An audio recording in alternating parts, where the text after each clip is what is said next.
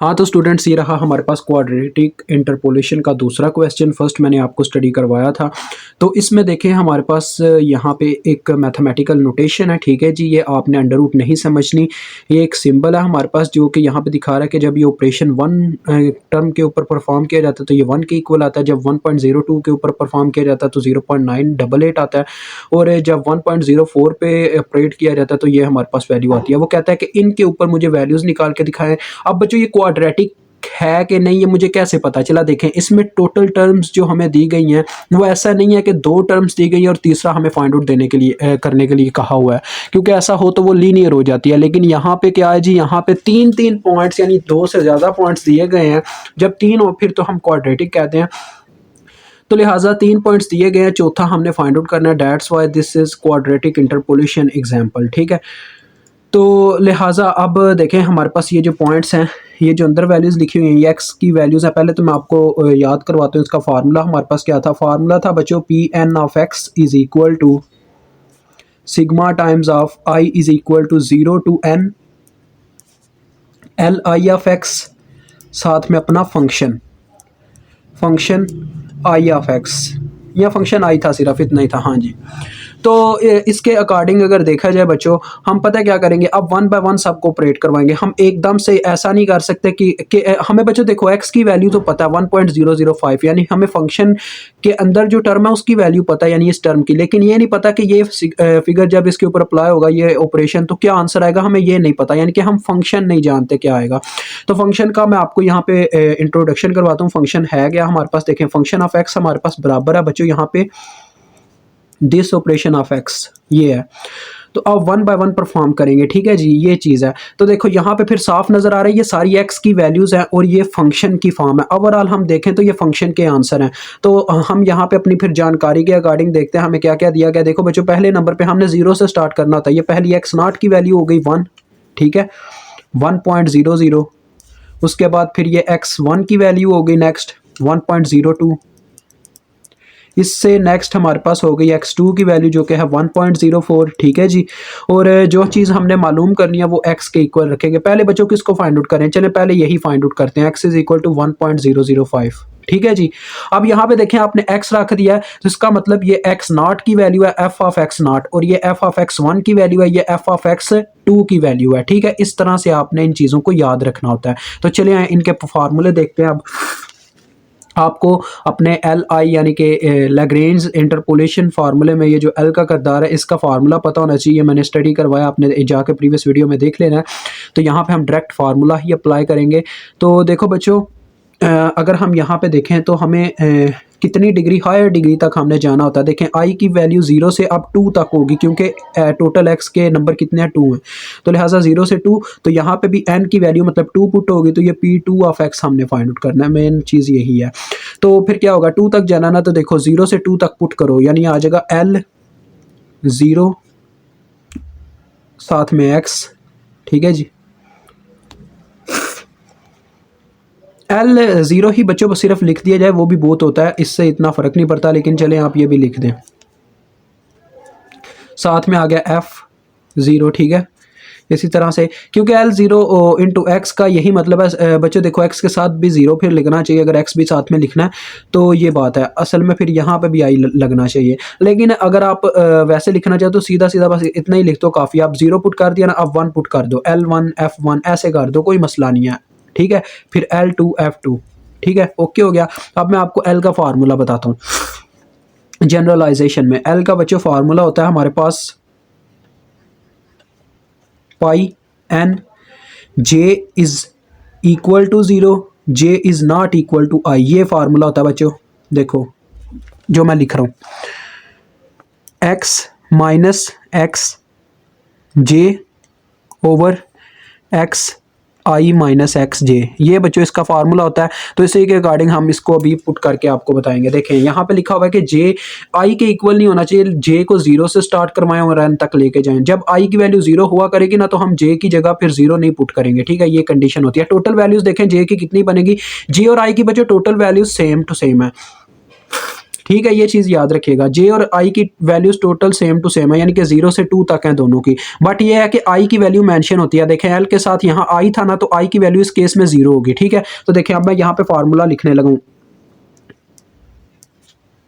L का formula क्या आएगा, देखो आई की वैल्यू 0 है। ठीक है, आई की वैल्यू 0 है, जस्ट बस आपको ये फिर पता होना चाहिए। फिर क्या आएगा, देखें जरा गौर करें, ये एक्स तो ऊपर वाला फिक्स है ना, देखें आ जाएगा एक्स माइनस जे की। फिर बच्चों क्या क्या वैल्यू पुट होगी, देखें आई की वैल्यू अगर 0 है तो पीछे जे की वैल्यू, ये देखें मैं ऊपर लिख देता हूँ ताकि आप परेशान ना हो। 0 1 और 2 ये टोटल वैल्यूज हैं आई और जे की दोनों की। ठीक है, अब आई ने 0 को अपने अंदर ऑब्जॉर्व कर लिया, ऐसे ही समझे, मतलब 0 है आई। ठीक है, आई इज इक्वल टू 0 है इस केस में, डेट्स वाई जे 0 के इक्वल नहीं होगा, 1 और 2 इसकी वैल्यू होगी। तो एक दफ़ा यहाँ पे पुट होगा x माइनस एक्स वन और एक दफ़ा पुट होगा x माइनस एक्स टू। ठीक है बच्चों, ये होता है तरीकाकार।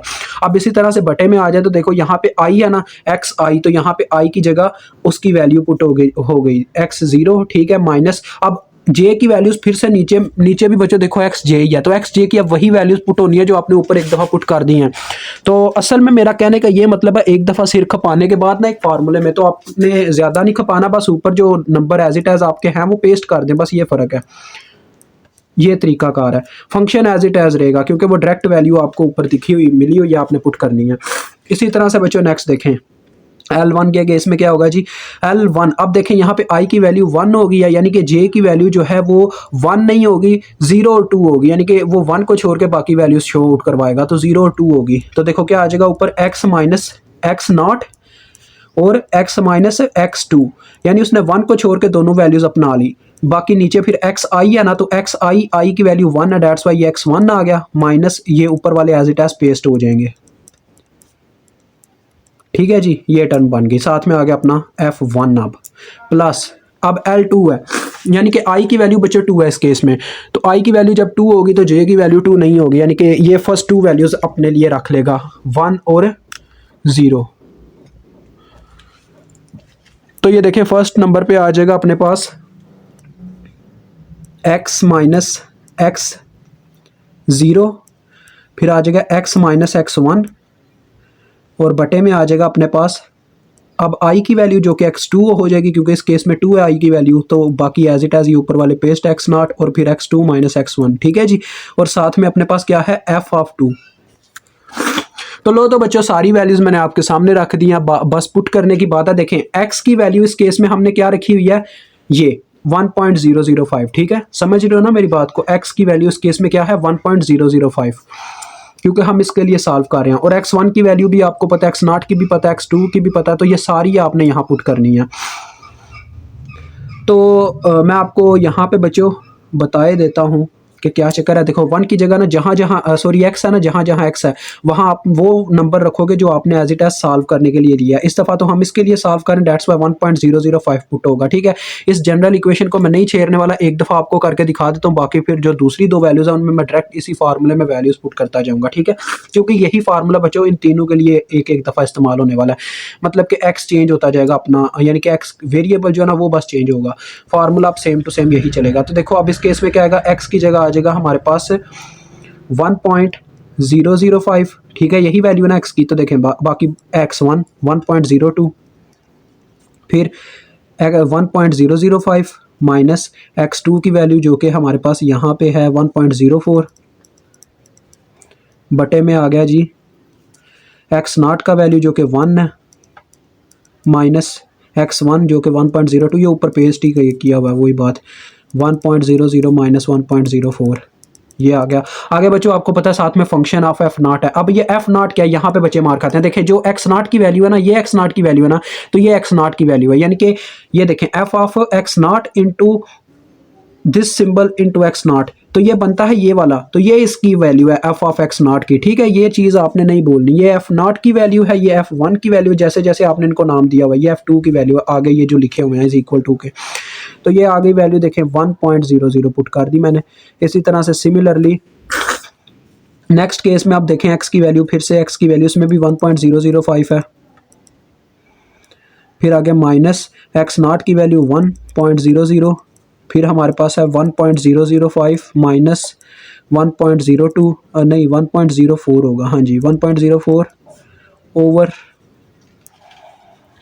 अब x1 की वैल्यू आ जाएगी 1.02, ये मैं यहाँ से फार्मूले में पुटिंग करता जा रहा हूँ। माइनस एक्स नॉट की वैल्यू देखो ये है 1.00, फिर 1.02 और ये x2 की वैल्यू 1.04। साथ में फंक्शन ऑफ f1 की आप वैल्यू पुट करनी है तो वो देखें वो लिखी हुई है 0.988। ठीक है जी। अब नेक्स्ट देखें प्लस, नेक्स्ट फार्मूले में है x माइनस एक्स नॉट, फिर से वही चीज़, x की वैल्यू 1.005 है माइनस एक्स नॉट जो कि 1.00 है, फिर x माइनस x1 यानी कि 1.005 माइनस 1.02, और बटे में देखा जाए तो यहाँ पे x2 है तो x2 की वैल्यू है 1.04 माइनस, ये वैसे ही पेस्ट होती हैं पता फार्मूले के अकॉर्डिंग हमें।